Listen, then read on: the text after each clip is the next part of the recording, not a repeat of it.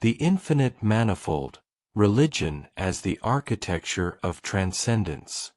The gateway of systems. In the beginning, there is silence, not the absence of sound, but the presence of all sounds before they are spoken, the fullness that precedes the word. Within this primordial stillness, humanity has always sought to name the unnameable, to give form to the formless, to construct bridges between the finite and the infinite.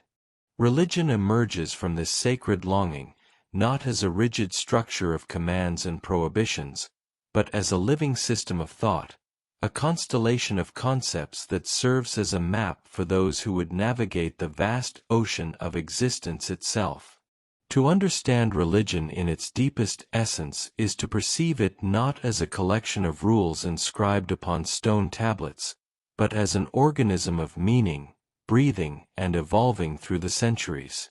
Like a great tree whose roots plunge deep into the soil of human yearning while its branches reach toward ineffable light, religion becomes a framework through which consciousness attempts to interpret the mystery that surrounds and permeates all things. It is a lens, carefully ground and polished by generations of seekers, through which the ordinary eye might glimpse the extraordinary radiance that hides within the mundane. Every system of thought, whether it calls itself religion, philosophy, science, or theory, begins with certain foundational concepts, certain seeds of understanding planted in the fertile darkness of unknowing. These basic doctrines, these primordial ideas, are like the first notes of an infinite symphony, containing within their vibration all the melodies yet to be composed. From these initial principles, an entire architecture of interpretation arises, structuring our perception of the world, of ourselves, of the great and terrible beauty that flows through all phenomena like an underground river, invisible yet ever present. The seed and the forest.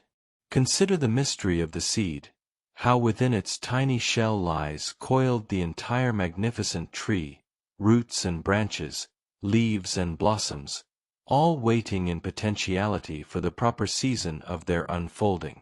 So too does a religion, from its inception, contain within its fundamental principles all possible interpretations, all variations of understanding, all the diverse schools of thought that will emerge throughout history like flowers blooming in their appointed time. This is the paradoxical nature of sacred systems. Though they begin with a singular vision, a concentrated essence of insight, they carry within themselves the capacity for infinite elaboration. The teaching of the Buddha, first spoken beneath the Bodhi tree, contained already in seed form all the countless commentaries, all the various schools and lineages that would arise across centuries and continents. The words spoken beside the Sea of Galilee held encrypted within their simple poetry the entire complex edifice of theological discourse that would occupy countless minds for millennia to come. Yet this diversity is not a corruption of some original purity, nor is it a dilution of some pristine truth. Rather, it represents the natural flowering of what was always present in potential. The historical formulation of these various interpretations is not essential to their existence. They do not come into being at the moment of their articulation. Instead, like mathematical theorems that wait timelessly in the realm of pure logic to be discovered by patient minds, these interpretations exist eternally within the logical space created by the religion's foundational principles. History merely provides the occasions for their revelation, the particular moments when certain souls, prepared by circumstance and grace, become transparent enough to perceive and express what was always there. The dance of orthodoxy and heresy. Within this understanding, the ancient conflict between orthodoxy and heresy reveals itself in a new light, no longer a battle between truth and falsehood, but a creative tension inherent in the nature of any living system of thought. What one generation names heresy, another may recognize as profound insight. What seems to contradict established doctrine may in fact be drawing forth a deeper implication that lay dormant in the tradition's foundation. Christianity, in its mysterious unfolding through time, demonstrates this principle with particular clarity. From its earliest days, the simple teachings attributed to a carpenter from Nazareth gave birth to an astonishing diversity of interpretation. Some of these were embraced by the emerging institutional church, others were condemned, their texts burned, their adherents persecuted. Yet were those heresies truly foreign to Christianity's essential nature? Or were they rather alternate possibilities inherent in the religion's genetic code, paths not taken, potentials not actualized by the mainstream tradition, yet no less validly derived from the same source? The Gnostics spoke of divine light trapped in matter, of secret knowledge that liberates the soul. The institutional church declared this teaching anathema, yet was it not merely making explicit certain implications present in the Gospel of John, with its language of light and darkness, knowing and unknowing? The mystics of every century have walked a knife's edge between acceptance and condemnation, their ecstatic visions of union with the divine troubling to those who prefer a safer, more mediated relationship with the sacred. This same dynamic appears in Islam, where the Sufis, those intoxicated lovers of God, developed a mystical tradition that some Orthodox scholars viewed with suspicion, even as it drew its water from the same well of the Quran and the Prophet's example. The whirling dervishes, the poetry of Rumi, the concept of fana, the annihilation of the individual self in God, all these emerge organically from Islam's foundational principle of tawhid, divine unity, carried to its logical and experiential extreme. The open mansion of meaning. Religion, then, reveals itself not as a fortress with high walls and locked gates, not as a prison of prescribed meanings, but as an open mansion with countless rooms, corridors leading to unexpected courtyards, windows opening onto vistas of infinite depth. It is less a fixed declaration of how things are and more a particular way of thinking, an orientation of consciousness toward the mystery that both conceals and reveals itself in every moment of existence. This openness is not a weakness but a strength, not a confusion but a richness. Within the spacious halls of a religious tradition, diverse voices can speak, different perspectives can be honored, various insights can find expression. The monk in his cell and the householder in the marketplace, the poet and the scholar, the ecstatic and the contemplative, all may find within the same tradition pathways suited to their particular nature, their unique configuration of soul. Yet this diversity does not mean chaos, nor does it imply that all interpretations are equally valid or that the tradition possesses no coherent identity. Rather, it means that the tradition, as a living system, has the capacity to speak to different dimensions of human experience, to address the seeker at whatever level of understanding they have attained. Like a great river that flows from the heights to the sea, gathering tributary streams along its journey, a religious tradition can carry waters from many sources while maintaining its essential current, its directional flow toward the ocean of ultimate meaning. Phases of perception and the spiral of understanding. The text before us, the sacred unfolding, a journey through the chambers of divine perception, speaks of phases in religious perception, suggesting that spiritual understanding unfolds not randomly but according to a natural progression, an evolutionary pattern in how consciousness relates to the sacred.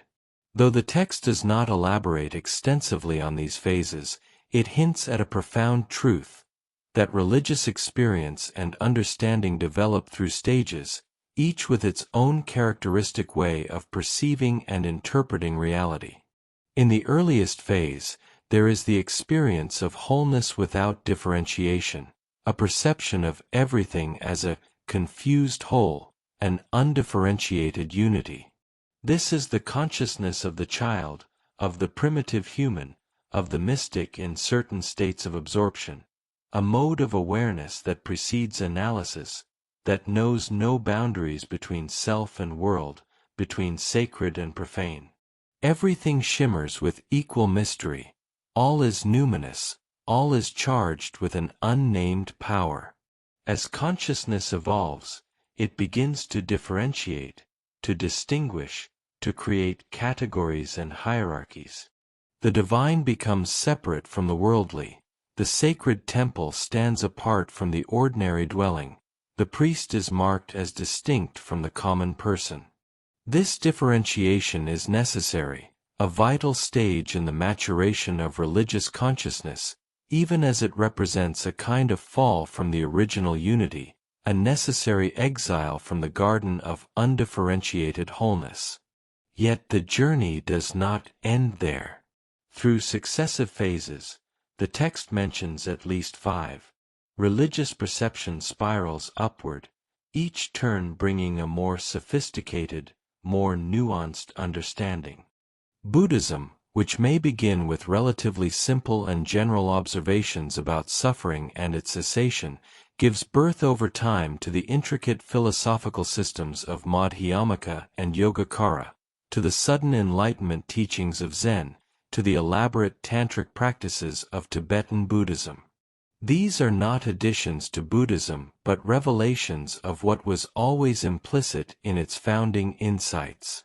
Similarly, Christianity and Islam, which the text identifies as belonging typologically to a 4th phase of religious perception, give rise to mystical formulations that belong to a 5th phase, the writings of Meister Eckhart and Gregory of Palamas, of Ibn Arabi and Jalaluddin Rumi. These mystics do not abandon their traditions but rather plunge so deeply into them that they emerge on the far shore, where the boundaries between traditions begin to dissolve, where the absolute is experienced more directly, less mediated by the particular forms and symbols of any one religion. The paradox of form and formlessness. Here we encounter one of the central paradoxes of religious life. A religion may begin with teachings suited to a particular phase of perception, yet it contains within itself the seeds of higher phases, the potential to carry consciousness to summits undreamed of by its founders. The religion is both limited and limitless, both particular and universal, both bound to its historical forms and free to transcend them. This is possible because the ultimate reality toward which all religions gesture is itself beyond form while manifesting through form, beyond conception while making itself known through concepts. The absolute, the divine, the ground of being, call it what you will, is like the sun, whose light can be refracted through different prisms, producing different spectra, yet remains essentially unchanged. Each religion is such a prism, breaking the infinite light into patterns that particular cultures, at particular times, can perceive and utilize for their spiritual development. The mystic understands this in their bones, in the marrow of their being. They have tasted the wine of direct experience and know that all the vessels that contain it, Christian, Muslim, Buddhist, Hindu, are ultimately servants of the same divine intoxication. This is why the mystics of different traditions speak a language more similar to each other than to the orthodox adherents of their own religions.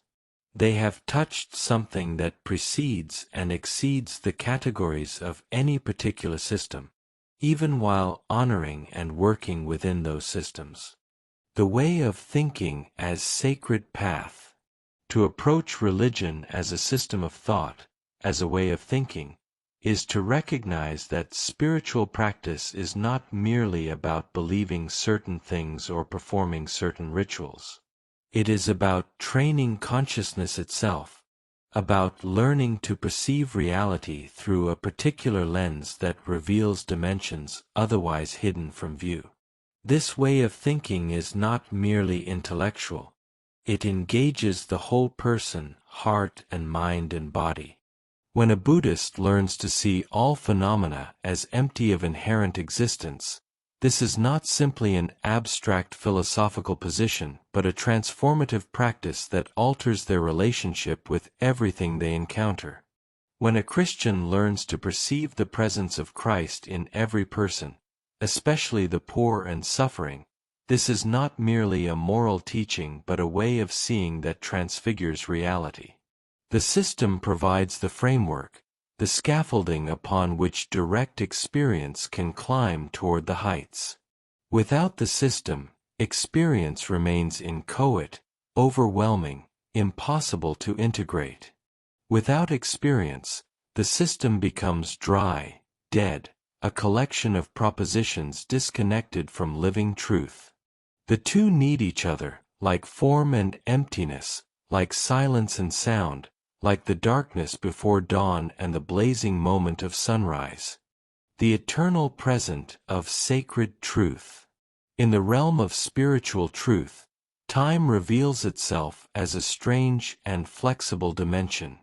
The insights that seem to emerge historically, the various schools and interpretations that appear across centuries, exist in another sense, eternally, timelessly, in a dimension where past and future collapse into an ever-present now. When Nagarjuna, 6 centuries after the Buddha, formulated the Madhyamaka philosophy of emptiness, was he creating something new or discovering what was always implicit in the Buddha's teaching? The question itself may be misguided, based on a linear conception of time inappropriate to the realm of spiritual truth. In the dimension of meaning, of logical and experiential space opened by a religion's founding vision, all possible unfoldments exist simultaneously, waiting only for the right consciousness, at the right moment, to perceive and articulate them. This understanding liberates us from the anxiety about religious change and development. We need not worry that later interpretations corrupt original purity or that diversity indicates decay. Instead, we can recognize the organic unfolding of a tradition as a natural and beautiful process, like a lotus gradually opening its petals to reveal the golden stamen at its heart, which was there all along, hidden but present, patient in its waiting. The silence beyond systems.